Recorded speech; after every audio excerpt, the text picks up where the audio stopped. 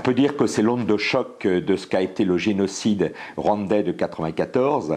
Donc il y a 1 600 000 Hutus qui se sont réfugiés en RDC, le Nord Kivu se trouvant à la frontière entre la RDC et le Rwanda.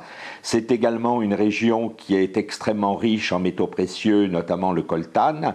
Et les troupes rwandaises, notamment de Kagame et les rebelles de Kunda qui sont soutenus par le Rwanda, cherchent également à contrôler cette zone, à chasser ceux qu'ils appellent les génocidaires Hutus et à contrôler la zone. Il faut savoir que de la surpopulation du Rwanda, c'est un déversoir, cette zone également, pour les populations venant du Rwanda. Et donc on a un enjeu à la fois de terres arables, on a un enjeu de ressources minières qui d'ailleurs permettent à l'armée rwandaise de se financer, et on a un enjeu d'expansionnisme du Rwanda par rapport en RDC. Il faut savoir que le père de l'actuel président avait été chassé également à la suite de mouvements qui venaient du Rwanda et de l'Ouganda à l'époque. Effectivement, il y a 17 000 hommes, dont 6 000 au Nord Kivu. Il faut savoir que cette MONUC est en réalité très peu efficace.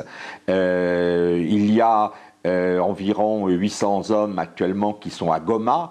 Or, Goma, c'est une ville de 1 million d'habitants qui doit être prise ou qui a été prise par Kunda et vis-à-vis desquels la MONUC n'a pas réellement pu jouer un rôle d'interposition. Donc il est certain que l'efficacité de la MONUC n'est possible qu'à la condition qu'elle soit appuyée par d'autres troupes militaires. L'UE a déjà joué un rôle dans la région par la force Artémise.